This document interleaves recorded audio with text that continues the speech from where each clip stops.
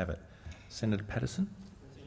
Mr Acting Deputy President, I present additional information received by the Environment and Communications Legislation Committee relating to the Supplementary Budget Estimates 2016-17 and move that the Senate take note of the document.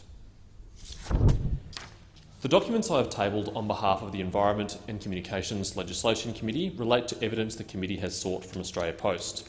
The committee that I chair has oversight of the entities with the highest paid officials in the Commonwealth, Australia Post and NBN Co.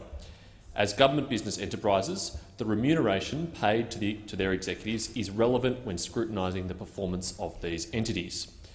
During supplementary budget estimates, my colleagues, Senator Dastyari and Senator Urquhart, pursued a line of questioning with Australia Post Managing Director regarding both the remuneration he receives and the remuneration paid to other executives at Australia Post. In previous years, the information that senators sought was included in Australia Post's annual reports. Minimum reporting requirements have changed over time, and under the current rules, Australia Post is not explicitly required to include details about individual executive remuneration in its financial statements.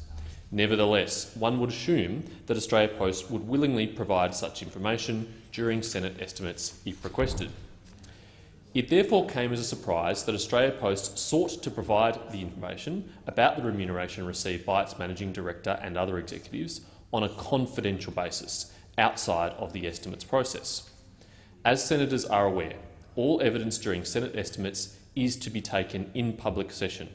Senate estimates is a key accountability mechanism, and one of its principal features and strengths is that it is open and transparent.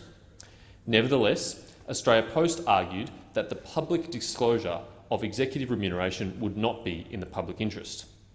Among the various reasons given was that disclosure may harm the commercial interests of Australia Post and would involve the unreasonable disclosure of personal information.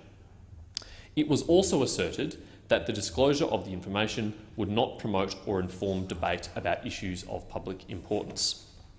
However, the committee did not accept these reasons. The wider public interest is best served by this information being published. On the Environment and Communications Committee, we do not always agree. In fact, we often disagree. But on this issue, senators from all parties were in unanimous agreement every time we discussed this issue.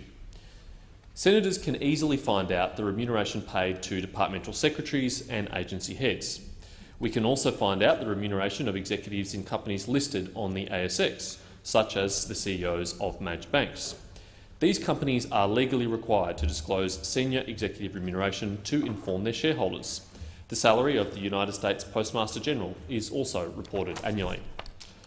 Despite the transparent remuneration processes that exist elsewhere in the public sector and corporate Australia, the committee was asked to accept that the salary of the Managing Director of Australia Post should be protected from public scrutiny. Australia Post is not a private company. It is a wholly government-owned business enterprise.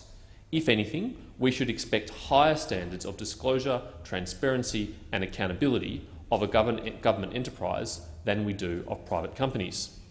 The operations of Australia Post clearly have a very large financial significance to the Commonwealth. Accordingly, Australia Post management should expect tough questions about their performance and the decisions they have taken. The nature of public sector accountability necessitates the open disclosure of key information about the performance and financial position of Commonwealth entities to the Parliament. Disclosing the information to one committee only on a confidential basis is inadequate. All senators have the responsibility to scrutinise public expenditure and the conduct of public administration.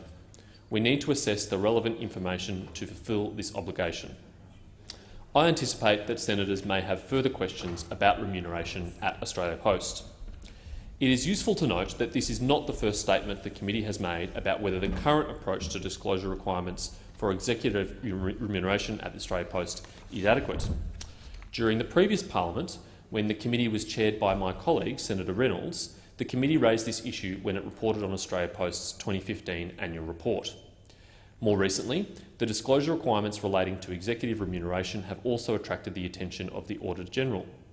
In his recent audits of financial statements of Australian government entities, published in January, the Auditor-General concluded There would be benefit in government considering making the aggregate level of transparency for key management personnel remuneration in the public sector consistent with that required for listed entities. Given both a Senate committee and the Auditor-General have identified issues with the reporting of remuneration by Commonwealth entities, there appears to be merit in considering whether the disclosure requirements can be enhanced. In this regard, I draw the Senate's attention to NBN Co, another wholly government-owned business enterprise, which publishes detailed information about the remuneration paid to individual senior executives as part of its annual report. When examining NBN Co, senators do not need to spend time seeking basic facts about the remuneration of its executives.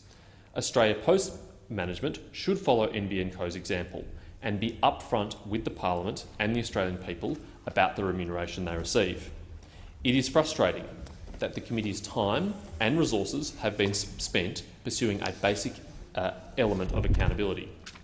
However, I hope this episode serves as a timely reminder to Australia Post that it is accountable to the Parliament and its committees for the use of the public resources with which it has been entrusted.